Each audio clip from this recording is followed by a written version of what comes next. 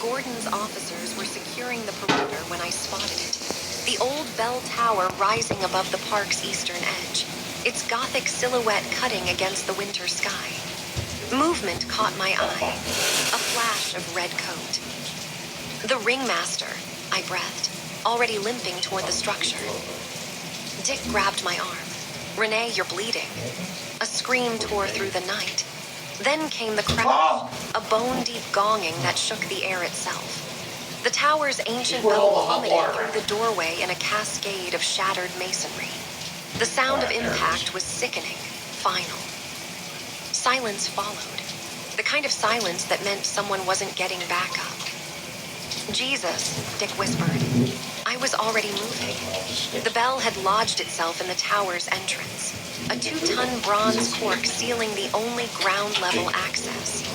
But I could see the jagged hole it had torn through the belfry floor above, and the pale face that appeared there for just a moment, grinning down at his handiwork. The Joker, cutting off pursuit, eliminating his own ally in the process. "He's got Shrek and the Ice Princess up there," I said, studying the tower's exterior. Crumbling bricks, skeletal iron rungs embedded in the mortar. Climbable barely. "I'm going up." "Not alone, you're not." Dick was already testing the first run. Damn it, why don't you let me "Someone needs to coordinate with Gordon," I countered, gripping his shoulder. "And Selena, you said she's at the power plant. She might need extraction." Dick's jaw tightened. He knew I was right, even if he hated it. "Bruce is going to kill me for letting you do this." "Bruce isn't here." I managed a bloodied smile.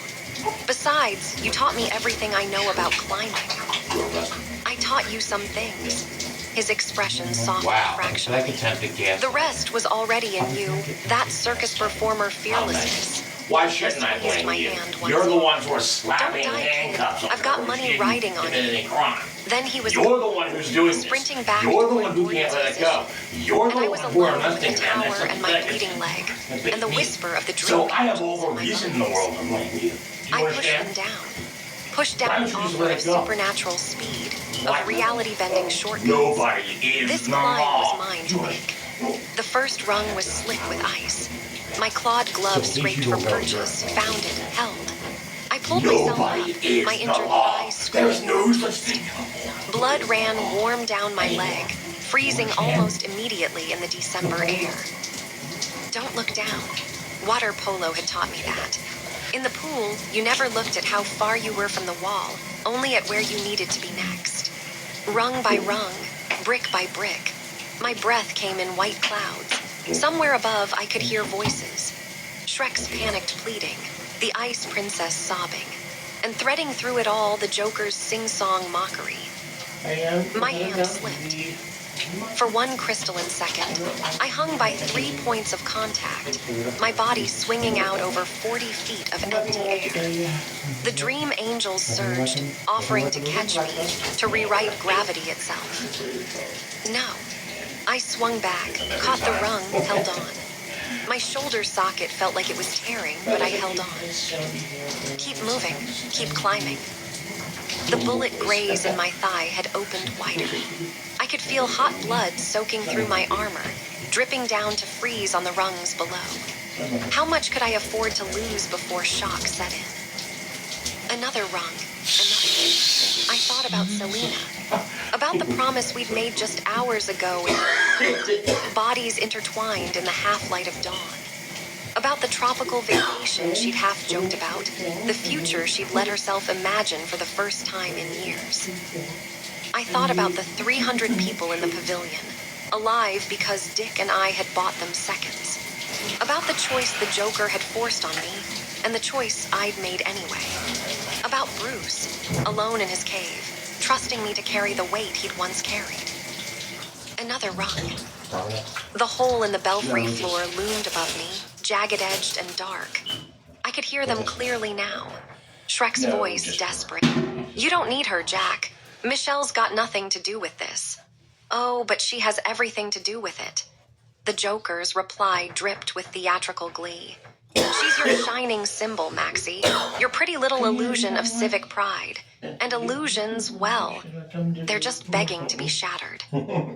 I reached the opening, carefully pulling myself up and over the broken boards. The belfry was a circle of shadow and moonlight. Ancient gears and chains hung like metal intestines. And at the far side, framed by the open archway that overlooked the entire city, the Joker stood with one arm around the Ice Princess's waist, the other holding something to her throat. Not a knife, a syringe. The liquid inside glowed faintly green in the moonlight. Max Schreck knelt before them, his perfect silver hair disheveled, his face a mask of terror and fury. Ah, there she is. The Joker's grin widened as he spotted me. The Crimson Claw, ladies and gentlemen, right on cue. He tilted his head, taking in my blood-soaked leg, my labored breathing. You look terrible, darling. Really, you should take better care of yourself. All this hero work, it'll be the death of you. I straightened slowly, hand drifting toward the grappling gun at my belt. Let them go, Joker. This is between you and Shrek.